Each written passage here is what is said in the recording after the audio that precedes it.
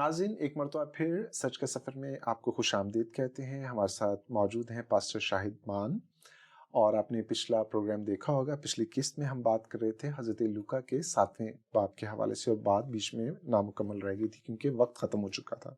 हम जो अचीव करना चाहते हैं वो ये कि पाकिस्तानी माशरे की इक़दार को एक मरतबा देखा जाए, एहतसाब किया जाए, जो चीज़ें ठीक हो सकती हैं वो ठीक हो जाएँ, और उसके लिए चाहे कहीं से भी मदद मिलती हो। हम जो दड़बे में रहने के आदी हो चले हैं, एक कुएं के मेंढक बनते जा रहे हैं, उससे बाहर आ जाएं। अलूम जो हैं वो बाहर बिखरे पड़े हैं। इस तरह के मसाइल दूसरी दुनिया में भी पेश आए और उन्होंने उन मसाइल का हल तलाश किया और उनकी सोसाइटीज़ बेहतर हो गई। अगर हमारे पास ऐसी तालीमात नहीं हैं और हम अपनी तालीमात को छोड़ना नहीं चाहते, तो हमें बीच का रास्ता अपनाना चाहिए। तो इस प्रोग्राम का मकसद ये है कि अपॉलोजेटिक्स एक दूसरे को नीचा दिखाने के लिए नहीं होनी चाहिए। अपॉलोजेटिक्स सुधारने के लिए होती हैं, इस्लाह के लिए होती हैं, गलतफहमी को दूर करने के लिए होती हैं। तो मैं चाहूँगा कि पास्टर जी जो हैं वो जहाँ से उन्होंने इस सिलसिले को ख़त्म किया था, मेरी दरख्वास्त पर दोबारा से हज़रत लूका 7 बाब पर जो बात करना चाहते तमसील के अभी मौका है, उसको तफसील से बयान कर सकते। सबसे पहले तो मैं शुक्रिया अदा करता हूँ कि एक दफ़ा फिर आपने इस मौजू के हवाले से मुझे मदऊ किया ताकि हम मिलकर इस मौफ़ी के बारे में अच्छी तरीके से सीख सकें। और जिस तरह पिछले एपिसोड के अंदर हमने लूका रसूल की मार्फत लिखी गई इंजील मुबारक खुदा यीशु मसीह की उसके 7वें बाब का हम जिक्र कर रहे थे, लेकिन चूँकि वक्त की कमी के बायस हमने उसको सिलसिला रोक दिया था। सो आए उस सिलसिले को वहीं से दोबारा जोड़ते हैं। सो यहाँ पर हम देखते हैं लूका 7 बाब के अंदर कि जब खुदा यीशु मसीह को एक दफ़ा का जिक्र है कि एक फरीसी शमौन नामी जो शख्स था, उसने उन्हें घर पर ज़ियाफ़त पर बुलाया, यानी कि दावत पर बुलाया। और वहाँ पर हम देखते हैं कि एक ज़नाकार औरत आती है और वो किस तरह गिर कर खुदा यीशु मसीह के कदमों पर रोती है, आंसू से उनके पाँव भिगो देती है और फिर अपने बालों से उनको पोंछती है। सो यहाँ पर वो शख्स दिल में कहता कि अगर ये शख्स नबी होता तो जान जाता कि ये कैसी औरत है। मसीह पे शक किया उन्होंने एक तरीके का। और जब हम देखते हैं कि इस हवाले को अगर थोड़ा सा एलेब्रेट कर हम करें तो खुदा यीशु मसीह ने यहाँ पर जो शमून था उससे जिक्र किया कि देख, जब मैं तेरे घर आया तो तूने मुझे पाक बोसा नहीं दिया और ना मेरे सर पर तेल डाला। अब यहाँ पर भी अक्सर लोग सवाल करते कि ऐसा क्यों कहा। सो देखिए, यहूदी मुआशरे के अंदर जब कोई मोतबर शख्स या जब कोई वीआईपी शख्स किसी के घर में आता था तो जो मेज़बान होता था उसके ऊपर ये लाजिम होता था कि 3-4 चीज़ें उसने लाजमी करनी होती थी। सबसे पहली चीज़ क्या कि जब कोई वीआईपी शख्स घर में आता था तो उसे पाक बोसा देते थे। और आज भी आप देख लें कि खलीज ममालिक के अंदर जब भी वो लोग मिलते हैं तो एक दूसरे को गाल पर क्या देते हैं, बोसा देते हैं। दूसरी का काम करते थे कि दाहिना हाथ जो था उसके कंधे के ऊपर रख के और उसे इज्जत के साथ जो क्या है घर में उतारते थे। उसके बाद चूंकि रास्ते जो थे वो कच्चे होते थे और लोग बहुत ज़्यादा जो है वो पैदल सफ़र किया करते थे। सो ये लाजिम होता था मेज़बान के ऊपर कि वो मेहमान के पाँव को क्या करे, धोए और उसके बाद कोई ना कोई खुशबूदार तेल जो है वो सर के ऊपर लगाए। सो यहाँ पर खुदा मसीह ने उसे कहा कि देख, इन सारी रस्मों में से कोई एक भी तूने रस्म अदा नहीं की, लेकिन इस औरत ने क्या किया कि अपने आंसू के साथ क्या किया, मेरे पाँव को भिगो दिया और अपने बालों के साथ पहुंचा। और उसके बाद हम देखते हैं कि उस औरत ने एक खुशबूदार इत्र लिया जिसे जटामासी का तेल कहते हैं और वो उसने ऊपर लगाया। और मैं दरख्वास्त करूंगा हमारी टीम से कि अगर हो सके तो इस जटामासी तेल की जो बोतल, क्योंकि ये हिंदुस्तान से इंपोर्ट किया जाता है और आस्तर की किताब के अंदर हिंदुस्तान का जिक्र है। और इस वक्त जो मौजूदा हमारा टेक्सला शहर है ये यहाँ से बन के और पूरी दुनिया के अंदर जाता था और ये संगे मरमर के मर्तबान के अंदर होता था और ये एक टाइम जो है सिंगल टाइम में यूज़ होता था।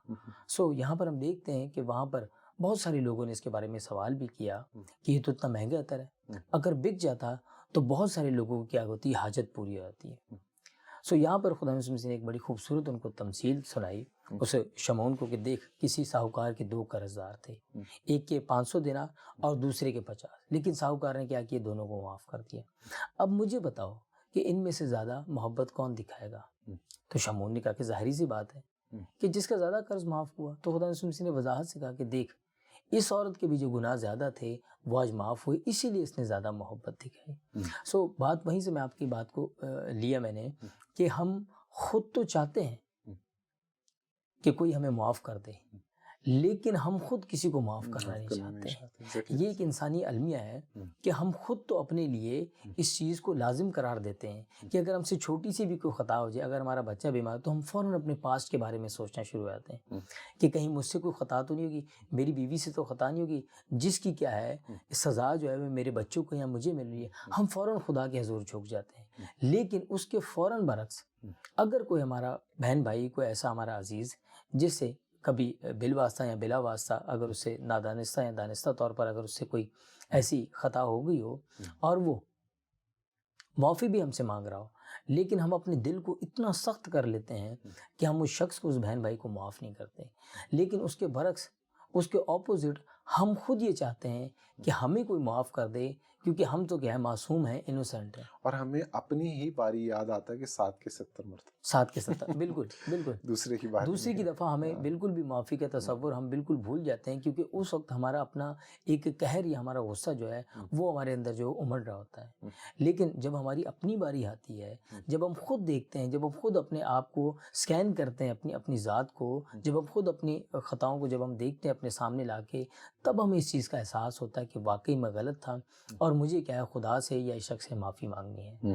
سو کیوں نہ اگر یہ اتنا خوبصورت یہ جو تعلیم ہے خدا کے کلام کی, کہ جس طرح خدا ہماری خطاؤں کو ڈھانک دیتا ہے, اگر ہم بھی چھوٹی چھوٹی یہ مسٹیکس جو ہمارے معاشرے کے اندر ہے, اگر ہم ان کو ڈھانک دیں یا ان کے اوپر پردہ ڈال دیں اور ایک دوسرے کو معاف کرنا شروع کر دیں, سو میرا یہ خیال ہے کہ وقت گزرنے کے ساتھ ساتھ آہستہ آہستہ یہ چیزیں جو ہیں معاشرے سے کافی جو ہیں بدیاں یا جو کمیاں ہیں وہ پوری ہوتی جائیں گی. میں ایک چھوٹی سی بات کرنا چاہتا ہوں. جب آپ نے یہ حضرت لوکا کی انجیل سے 7ویں باب سے پڑھ رہے تھے واقعہ, تو میں ایک چیز کو میرے ذہن میں خیال آ رہا تھا کہ میں ضرور شیئر کروں, یہ کہ آپ کے ایکٹ آف ورشپ میں اپنے گناہوں کا اقرار اور معافی کی طلبگاری ہونی چاہیے. بالکل, ہے نا, اور یہ یقین کہ خدا معاف کر دے گا. کیونکہ جب آپ نے گناہوں کا اقرار کرتے ہیں, فار ایگزامپل میں ایک بک کو پڑھ رہا تھا, وہ نفسیات کے حوالے سے تھی اور تھی تھیولوجی کے اس میں تھی,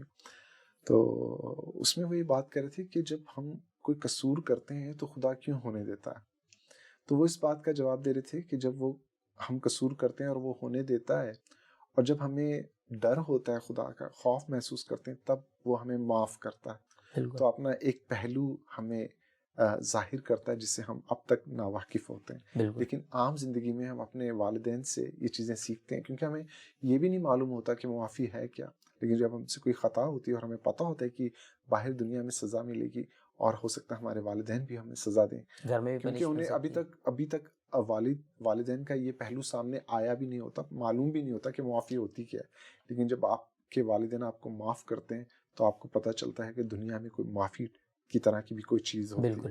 تو یہاں ان چیزوں سے ہم خدا کو دریافت کرتے ہیں. مطلب کہنے کا مقصد یہ تھیولوجیکل اس میں پرسپیکٹیو میں بات کر رہا ہوں کہ جو لوگ یہ سمجھتے ہیں کہ جو معافی ہے کمزوری کی نشانی ہے اور اس سے دنیا کا کاروبار نہیں چلتا, تو ان کے لیے میسیج یہ ہے کہ دنیا کا کاروبار ایک ٹائم پر ختم ہو جائے گا.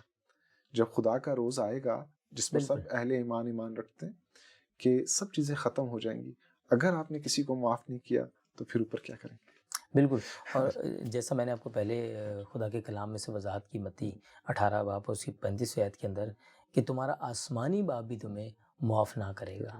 کیونکہ جب وقت آئے گا, جس طرح آپ نے کہا کہ جب عدالت کا وقت آئے گا اور جب ہم نے کسی کو معاف نہیں کیا ہوگا تو ہم کس طرح معافی کے طلب, کیونکہ ہم نے تو خود کسی کو معاف نہیں کیا.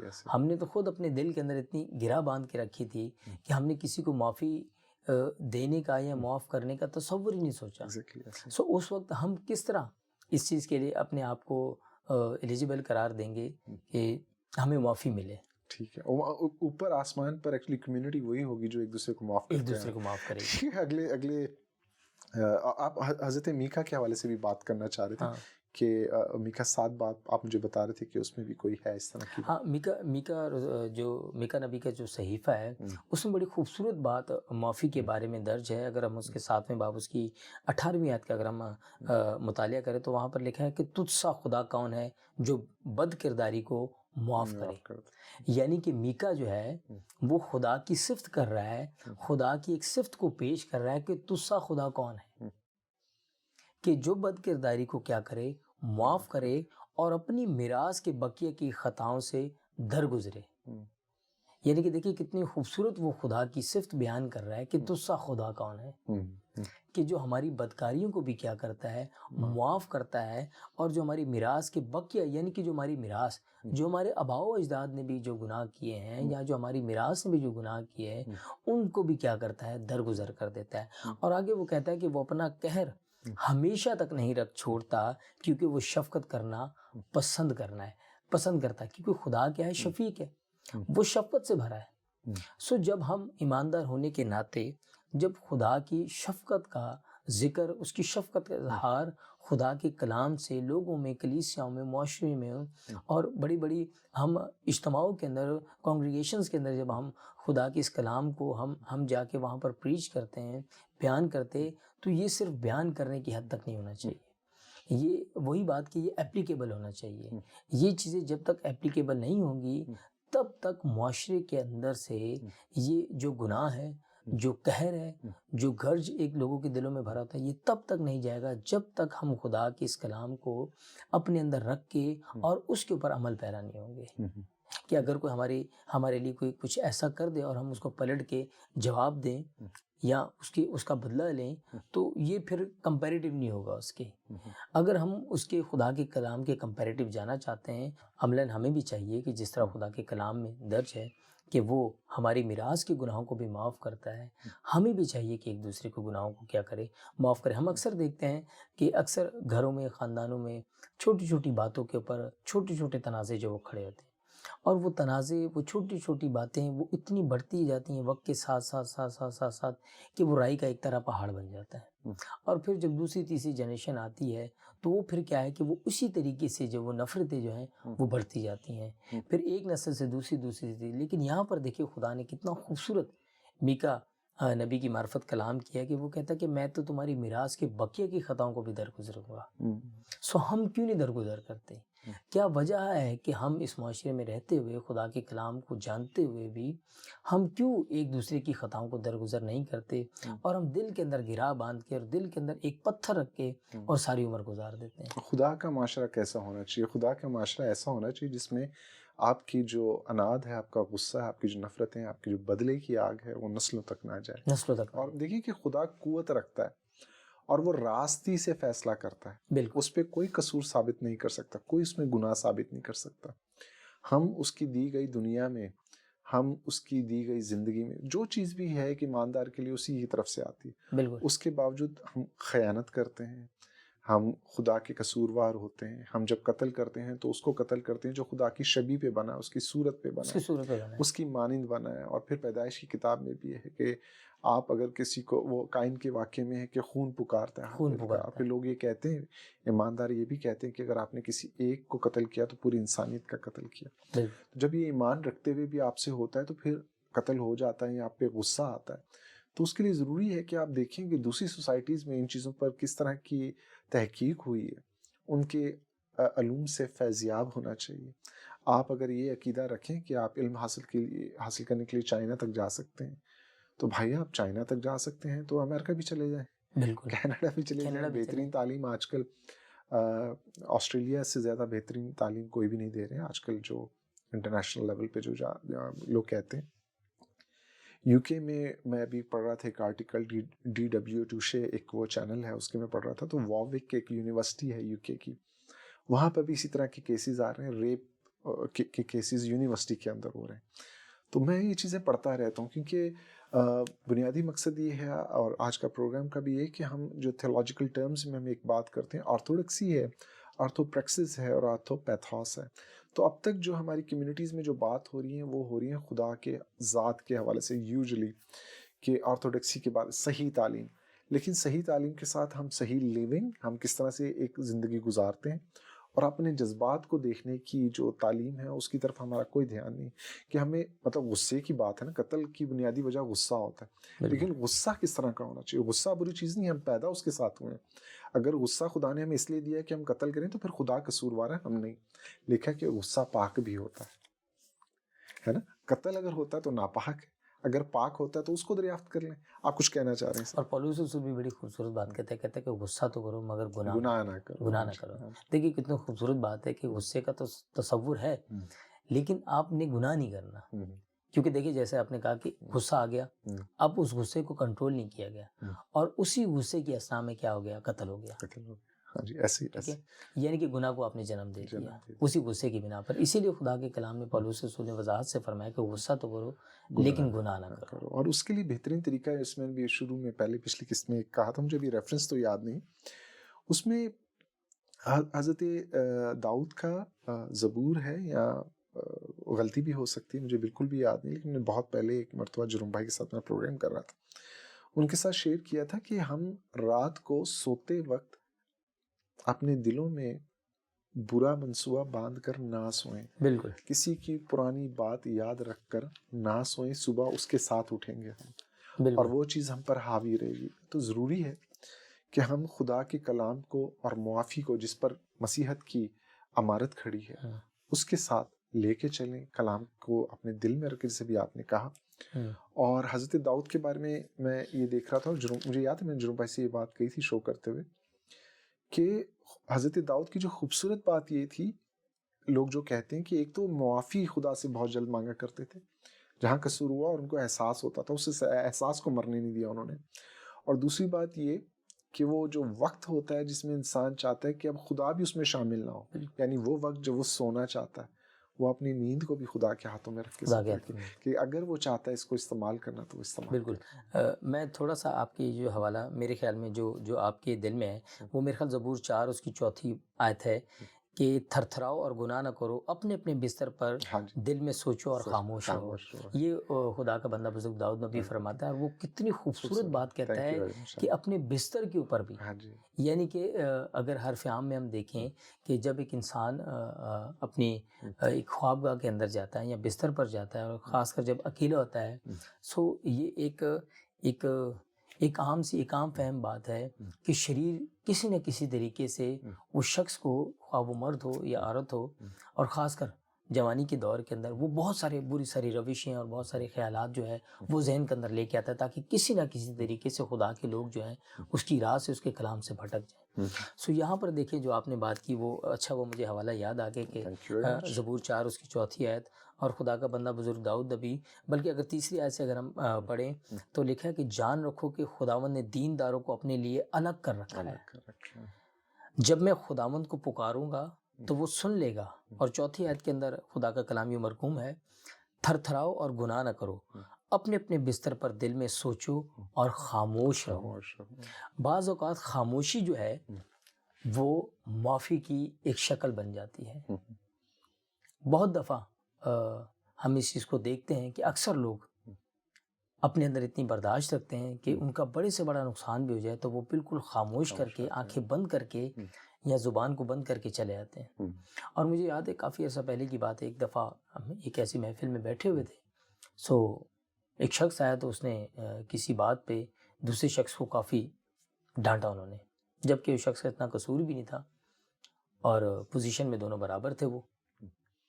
تو جو دوسرا شخص تھا وہ بالکل خاموش رہا. تو ہم 2-3 لوگوں نے, ہم نے اٹھ کے اس سے کہا, ہم نے کہا کہ آپ نے بہت اچھا کیا کہ جو آپ خاموش رہے.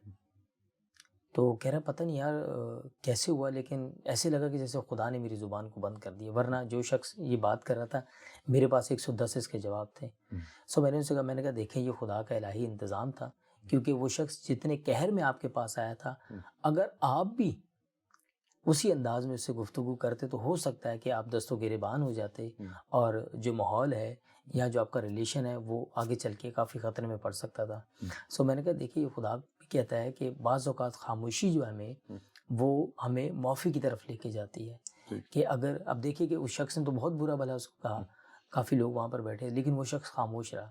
یعنی کہ اس کی خاموشی نے ثابت کر دیا کہ آپ نے جو کچھ بھی کہا, میں اس کے بدلے میں آپ کو کچھ نہیں کہوں گا, خدا آپ کو معاف کرے. یہ خدائی صفت ہے, یہ خدائی کرنے میں دھیما ہے, اس کا مطلب خدا بھی خاموش ہو جاتا ہے, خدا بھی خاموش ہوتا ہے, فوراً جواب نہیں دے دیتا, خدا بھی فوراً جواب نہیں دیتا. بالکل اس پہ بات.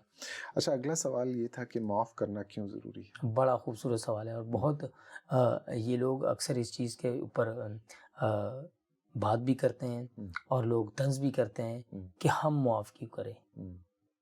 وہ ضروری ہے کہ ہم معاف کریں گے تو یہ معاف ہوگا. مطلب سزا دینے سے ان کا فلسفہ یہ ہے کہ سزا دینے سے چیزیں ٹھیک ہو جائیں گی. ٹھیک ہو جاتی ہیں. جیسے ریسنٹلی ابھی کل رات ہی ایک میں کسی محفل میں بیٹھا ہوا تھا. سو وہاں پر کچھ فیملی کچھ پرابلم چل رہی تھی. تو انہوں نے کہا کہ ٹھیک ہے میں یہ کام کر تو لوں گی لیکن پہلے ذرا ان کو یہ سمجھ آ جائے. سو بات کچھ بری بھی لگی کہ اگر سمجھ دی دینی ہے تو آپ گھر بلا کے انہیں سمجھدار دیں. آپ کیوں کسی شخص کو اذیت دے کے اور جب وہ شخص اذیت کاٹ لے اور اس کے بعد آپ کہیں کہ دیکھیے میں نے یہ کام اس لیے کیا تھا تاکہ آپ ایک دفعہ سبق سیکھ لیں. سو میرے خیال میں زیادہ مناسب یہ ہوگا کہ آپ وہ جو ایک تکلیف دہ پیریڈ اس شخص کو دے رہے ہیں اس سے زیادہ بہتر ہے کہ آپ خود اس کے پاس چل کر جائیں اور اسے گلے لگائیں اور اسے کہیں کہ میں آپ کو دوبارہ ویلکم کہتا ہوں. میرے خیال میں یہ زیادہ بہتر تعلیم ہوگی بنسبت اس کے کہ آپ کسی شخص کو کہ ٹھیک ہے تھوڑا سا آپ کو اس کا جس کو حرف عام میں پنجابی میں کہتے ہیں کہ اس کو تھوڑا سیکھ لگ جائے اور اس کے بعد ہم اس کو دیکھیں گے اور دوبارہ ہم اس کو شخص کو اپنے گلے لگائیں گے. سو میرے خیال میں وہ جو ایک ٹائم پیریڈ ہوگا وہ شاید زندگی میں اس کے لیے کافی تکلیف دہ ہو اور شاید زندگی بھر کے لیے ایک دھبا یا ایک سکار جو ہے اس کے ذہن کے اوپر وہ ذہن نشین ہو جائے کہ ٹھیک ہے یہ شخص آیا تو ہے میرے پاس بعد میں لیکن یہ جو وقت تھا اگر یہ اس وقت میں میرے پاس آیا تھا تو کاش میری جو اس سے قربت ہے میری جو اس سے محبت ہے وہ اور بڑھ جاتی. لیکن چونکہ اس نے مجھے ایک درد کا پیریڈ دیا اور اس درد کے پیریڈ دینے کے بعد اس نے مجھے آ کے گلے لگایا مجھے معاف کیا. سو معاف تو اس نے مجھے کر دیا لیکن وہ شخص بھی ایک وقت آئے گا کہ وہ سوچے گا کہ کاش یہ اس پیریڈ میں میرے پاس آ جاتا یا آ جاتی تو ہو سکتا ہے کہ میری تکلیف کم ہو جاتی اور میری محبت جو ہے وہ اس سے زیادہ بڑھ جاتی. میں اس سلسلے میں شاہد بھائی ایک چیز جب آپ گفتگو کر رہے تو میں سوچ رہا تھا جو میں نے پہلے بات کی تھی کہ ہم آرتھوڈکسی آرتھوپریکسس اور آرتھوپیتھاس کی بات کر رہے ہوتے ہیں. جب آپ یہ بات کر رہے تھے تو ہمارے جو رائٹ لیونگ ہے یا جو ہم ڈیسیجن میکنگ کر رہے ہوتے ہیں اور اپنے جذبات کو بھی ٹھیک کر لیتے ہیں اور سمجھتے ہیں کہ یہ ساری دونوں چیزیں جو ٹھیک ہیں لیکن پھر ہمیں دوبارہ لوٹ کر دیکھنا چاہیے کہ جو ہم سبق کسی کو دینے چاہ رہے ہیں اس کے لیے کلام مقدس میں کیا لکھا بالکل اور کمیونٹیز نے اس کو کیا سمجھا ہے نا دوسرے نے اس کو کس طرح سے سمجھا اور پھر اس کے بعد اگر ہم یہ سوچیں ایسا کرتے وقت کہ اسی طرح کا سبق کوئی مجھے دینا چاہے تو کیا ہوگا. یہ بڑا مشکل ہے. تو مطلب رائٹ انڈرسٹینڈنگ ساری چیزوں کی رائٹ انڈرسٹینڈنگ تھیولوجیکلی پرسپیکٹیو کے ساتھ دیکھنا سمجھنا. میں اس لیے یہ بات کر رہا ہوں کہ ابھی میں پڑھ رہا تھا اسٹڈی کرتے ہوئے تو میں نے کہا کہ میں چائے پیتے کھانا کھاتے میرے فیوریٹ وہ جو ہے ہاں کہ میں ضرور کچھ نہ کچھ پڑھ رہا ہوتا ہوں اور اس سب کو یہ بتانا چاہتا ہوں کہ ضرور کریں کہ اپنے وقت کو ٹھیک سے استعمال کریں. اور اس میں نے یہ چیز دیکھی یہ جو میں آپ کے سامنے بات کر رہا ہوں کہ سبق اگر کسی کو دے بھی رہے ہیں تو یہ سوچیے کہ کبھی آپ پر بھی ایسا وقت آ سکتا ہے اور اگر آپ اس طرح کا سبق لینا چاہتے ہیں وہ کرائسٹ کی کوئی بات بھی ہے اس طرح کی. دیکھیے بالکل وہ بھی ہے جیسس کرائسٹ کی بھی ہے لیکن اس سے پہلے میں پولس رسول کے خطوط میں سے افیسیوں اس کا 4 باب اس کی 32 آیت کے اندر خوبصورت بات جو ہم نے یہ کویشچن آپ نے ریز کیا کہ معاف کرنا کیوں ضروری ہے. کیونکہ اکثر لوگ کہتے ہیں کہ یہ میری معافی کے لیے بیٹھا ہے جائے اسے کہے کہ خدا سے آ کے معافی مانگے میں نے تو اسے معاف کر دیا ہے. ہم لفظاً تو کہہ رہے ہوتے ہیں کہ جائے میں نے لیکن ہم نے دل سے اسے معاف نہیں کیا ہوتا ہے. شاید ہو سکتا ہے کہ وہ شخص آپ کے 2 میٹھے بول کا طلبگار ہو سکتا ہے اس نے بہت دفعہ اپنے دل کو خدا کے حضور انڈیلا ہو اور خدا نے اسے معاف کیا ہو لیکن ہو سکتا ہے کہ کہیں اس کے دل کے اندر ایک چھوٹی سی بات ہو کہ کاش یہ شخص بھی مجھے 2 لفظوں میں معاف کر دیں مجھے گلے. سو خدا کا بندہ مقدس پولس رسول افیسیوں کے خط میں بڑی خوبصورت بات فرماتا ہے افیسیوں 4:32 میں اور ایک دوسرے پر مہربان اور نرم دل ہو اور جس طرح خدا نے مسیح میں تمہارے قصور معاف کیے ہیں تم بھی ایک دوسرے کے قصور معاف کرو. دیکھیے کتنی خوبصورت بات خدا کا بندہ مقدس پولس رسول فرماتا ہے کہ ایک دوسرے پر مہربان اور نرم دل رہو اور جس طرح مسیح یسوع نے تمہارے قصور معاف کیے تم بھی ایک دوسرے کے قصور کیا کرو معاف کرو. کیونکہ خدا مسیح نے تو بڑی خوبصورت تعلیم دی تھی لوکا 6 باب اس کی 31 آیت کے اندر اور جیسا تم چاہتے ہو وہی آپ والی بات کہ ہم خود تو چاہتے ہیں کہ ہمیں کوئی معاف کر دے لیکن ہم کسی کو معاف کرنا نہیں چاہتے. تو خوبصورت بات ہے کہ جیسا تم چاہتے ہو کہ لوگ تمہارے ساتھ کرے تم بھی ان کے ساتھ ویسے ہی کرو. دیکھیے کتنی خوبصورت اور وضاحت تعلیم خدا یسوع مسیح نے ہمیں لوکا رسول کی معرفت لکھی انجیل کے اندر دی کہ جیسا تم چاہتے ہو. یعنی کہ اگر میں چاہتا ہوں کہ بردر سہیل مجھے معاف کریں یا میری اگر مجھ سے کوئی خطا ہوگی کسی بھی طریقے میں کسی بھی طریقے سے، سو اگر میں چاہتا ہوں کہ بردر سہیل مجھے معاف کرے تو میرا یہ پہلے کام بنتا ہے کہ میں بھی اپنے نیبر میں اپنے ہمسایوں میں اپنی فیملی میں اگر کوئی ایسا شخص ہے کہ جو میرے پاس آیا اس نے کسی نہ کسی طریقے سے مجھ سے معافی کا تذکرہ کیا تو میرا بھی پہلا فرض میرا یہ بنتا ہے کہ پہلے میں اس کو معاف کروں، کیونکہ جب میں اس کو معاف کروں گا تبھی خدا کیا کرے گا میرے لیے آسمان کو کھولے گا اور دوسرے لوگوں کے دلوں کو بھی کیا کرے گا میرے لیے نرم کرے گا. اچھا میں ایک چھوٹی سی بات کرنا چاہ رہا ہوں. جب بھی آپ گفتگو کر رہے تھے تو فلیشز سے ہو رہے ہوتے ہیں میموری میں نا، مجھے چیزیں یاد ہو رہی تھیں جو امپورٹنٹ ہوتی ہیں. وہ یہ کہ معافی کی قوت کے حوالے سے میں یہ دیکھنا چاہ رہا تھا کہ جب ہم معافی کی بات کرتے ہیں تو یہ افضل ہے. بالکل یہ کام جو ہے بہت افضل کام ہے. بہت افضل کام ہے. اور یہ جو ہے یہ سکھایا نہیں جاتا، دریافت کیا جاتا ہے. ہماری سوسائٹیز میں اس کو دریافت نہیں کیا گیا. یہ پریکٹس کیا جاتا ہے. پریکٹس کر کے آپ کامل ہوتے ہیں، بالکل ہے نا. تو جو ایماندار ہیں ان کے لیے لازمی ہے کہ ان چیزوں کو پریکٹس کیا کریں. اس لیے خاندان کے ذریعے سے ہمیں خاندان مہیا کیے جاتے ہیں کہ وہاں پر ہم معافی کی پریکٹس کرنا اپنے بچوں کے ذریعے سے سیکھ لیں. اور جتنا ہماری سوسائٹی کے اندر ریلیشن شپ مضبوط ہوں گے، ایک دوسرے کو جاننے کا موقع ملے گا، تو ہماری جو یہ سوسائٹی میں جو اس طرح کی برائیاں پیدا ہوتی جا رہی ہیں وہ دور ہوتی چلی جائیں گی. ہمیں دور رکھا گیا ایک دوسرے سے، نفرت بڑھائی گئی ہے، غلط فہمیاں پیدا کی گئی. اگر ان کو دور کر دیا جائے، ایک دوسرے کو جاننے کا موقع ملا جائے اور دیکھا جائے کہ ہم کس طرح سے رہتے ہیں، تاکہ لوگوں کے بارے میں جو ابہام ہے کہ جو دوسری کمیونٹی ہے وہ شاید غلط طریقے سے رہتی ہے، جو ہمارے میلان یا جو حال ہیں یا جو پریکٹسز ہیں اس کے لیے نقصان دہ ہو سکتی ہیں، تو یہ غلط فہمیاں دور ہو سکتی ہیں. لیکن ہم کوشش کریں گے. اور ایک مرتبہ پھر بھائی ہمارے وہ جو ہے اشارہ آ گیا ہے، 1 منٹ ہوگا، 1 منٹ کے بعد پھر ہم پروگرام ختم کر دیں گے. آپ کو بات چھوٹا سا میسج. سو بہت شکریہ اس پروگرام میں مدعو کرنے کا بردر سہیل، آپ کا، آپ کی ساری ٹیم کا. سو معافی کے بارے میں جو آج ہم نے ایک پرسپیکٹیو جانا کہ کس طرح خدا کا جو کلام ہے یا بائبل مقدس جو ہے وہ معافی کے بارے میں کیا تعلیم دیتی ہے. سو بہت ساری چیزیں ہم نے سیکھی اور خدا کے کلام میں سے ہم نے شیئر کی کہ معافی کیا ہے. ایک آخری چیز جو خدا نے بڑے بوجھ سے میرے دل میں رکھی معافی کے بارے میں، کہ ہم نے دیکھا کہ کس طرح خدا جو ہے معاف کرتا ہے، کیونکہ خدا تو ہے جو ہے وہ لوگوں کو معاف کرتا ہے اور وہ پشت در پشت کے جو گناہوں کو بھی معاف کرتا ہے. لیکن اگر کوئی شخص کسی کا قصور معاف نہیں کرتا، سو اٹس مین، میرے خیال میں، میری دانش میں ایسا ہے کہ شاید وہ خود کو خدا سے بھی بڑا ثابت کرنا چاہتا ہے یا بڑا سمجھتا ہے، کیونکہ خدا جو ہے وہ معاف کرنے کی قوت رکھتا ہے. ٹھیک ہے پاسٹر صاحب، ٹائم بالکل ختم ہو گیا. ناظرین چھوٹی سی بات کہ اگر آپ یہ پریکٹس نہیں کریں گے تو ایک وقت ایسا آئے گا کہ آپ خدا کو بھی معاف نہیں کریں گے. اس چھوٹی سی بات کے ساتھ اجازت دیجیے گا. خدا حافظ.